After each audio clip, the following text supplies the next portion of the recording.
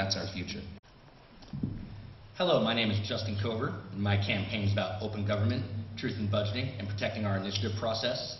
My experience in government is that of a citizen activist, testifying at city councils, at the legislature, and Sam's committee, working to keep your taxes and your water rates low. In fact, I'm the only candidate in this race whose work has created a net savings for the people of the 22nd District. And I'm here to bring a message of optimism to the 22nd District.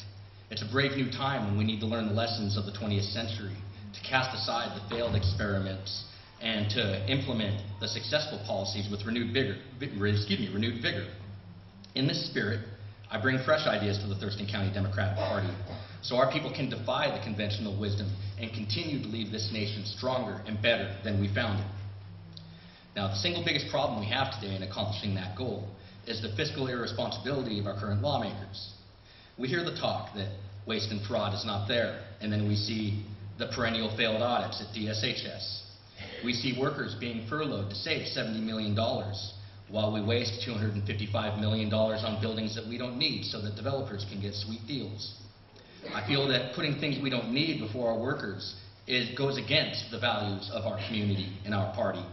Good old-fashioned values of living within our means, balancing our checkbooks in government the same as we've had to balance them at home, is what's going to get us through this recession, the same as it got us through every other recession in the Great Depression. And this doesn't mean that we need to gut our vital public services either.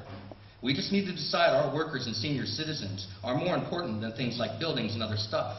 And the world will see again that you can't stop America with a recession. Another problem we face is the growing tax burden.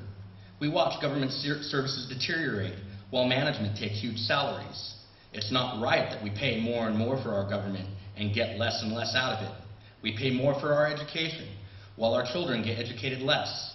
We pay more for health care, and every year we hear how DSHS failed their audit again, lost over 1 million pills again, laid office workers off to hire 6-figure administrators again. Now my opponent is advocating for an income tax. He votes in favor of taxing our kids' candy, our water.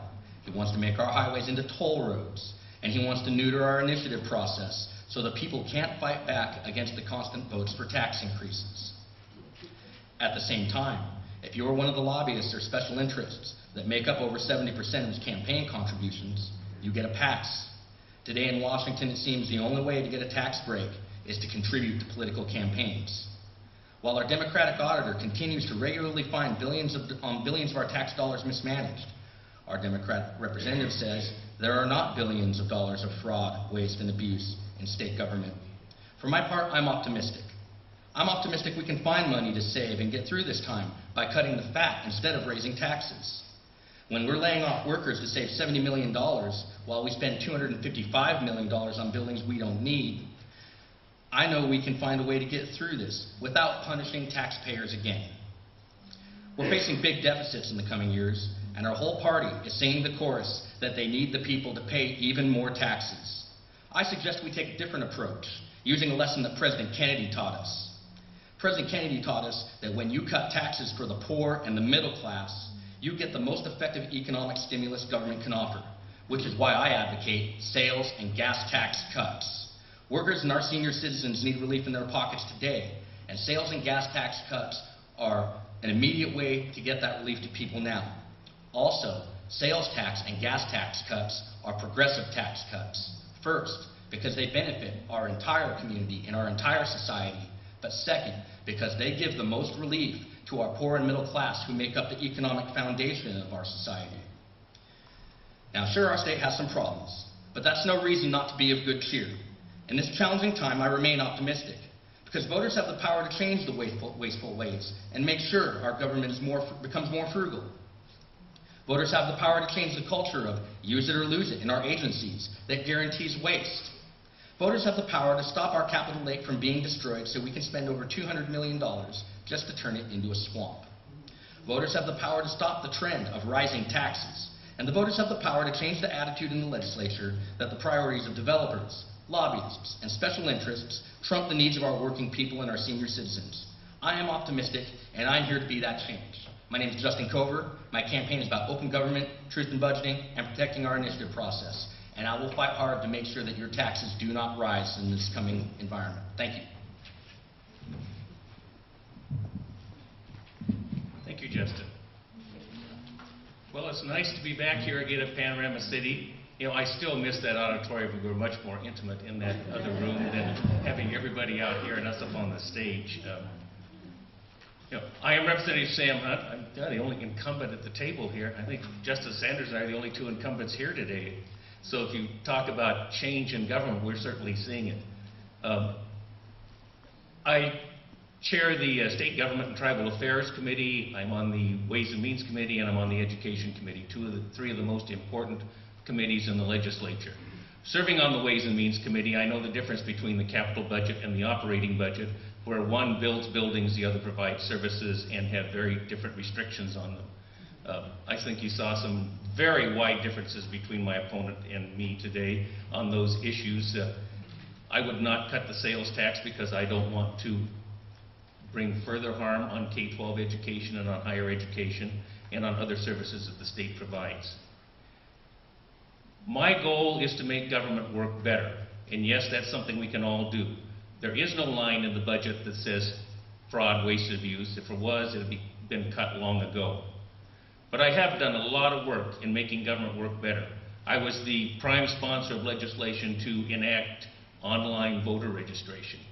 I am the prime sponsor of the legislation that took us to all-mail voting, saving millions of dollars in election costs for our local governments every year.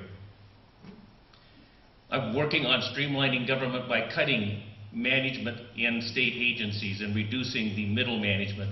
I worked very closely with Representative Larry Sequist on that. Larry Sequist, a retired commander in the Navy who knows how to run and knows how to work management issues, and we've used his expertise to take us in that direction. I voted and worked to eliminate over 65 boards and commissions in state government, boards and commissions that had outlasted their use and their need, and we got rid of them and saved some money there.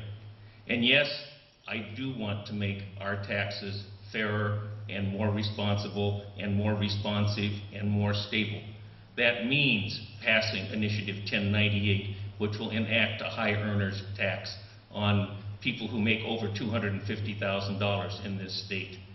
What I'd really like to see is full tax reform that would include an income tax, a reduction of the sales tax, a reduction of the property tax, and elimination of the B&O tax. That's a quick summary of what it would take. It's not going to happen in the near future, but if we're going to have a responsive state government, that's what we need.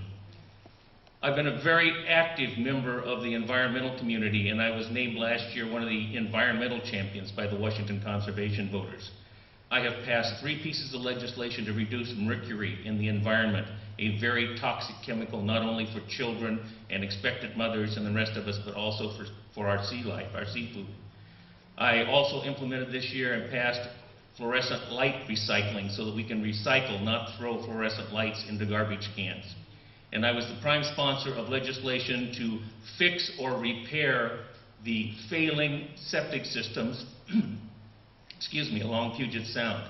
That's one of the leading causes of pollution in Puget Sound are old, dead, or improperly working septic systems. And finally, education. I think many of you know that I served 8 years on the North Thurston School Board. I am a former teacher. I worked as Governor Gardner's education specialist for a couple years, and I served as Senator Magnuson's education specialist in Washington, D.C. on the Appropriations Committee for 5 years. We do not adequately fund K-12 education. We do not adequately fund early childhood education. And if we're going to make a difference, if we're going to reduce the crime rate, have fewer people in our prisons, in our justice system, early childhood education is a major step that we must take in order to get our kids educated properly and get them into productive roles in our society. And we need to provide education opportunities for all students. That means, higher education is one area that does not have a mandate or a set-aside area. We have to fund that, and there's nothing like the Basic Education Act or the constitutional requirement. And higher education is post-secondary education. That means not only community colleges, universities, but also our career and technical schools, so that we have a broad area of availability for students when they finish high school and go on to their next stage. And on efficiencies on there, I introduced a bill this year that we got in the budget. Unfortunately, it got vetoed, that would set up a commission to reduce the number of school districts in the state from 295 to 150. That's something I'm going to continue to work on. We can consolidate, we can make education more effective and reduce administrative costs. So I ask for your vote, and thank you very much. Thank you, candidates. With the next the three judicial candidates for Supreme Court Justice, please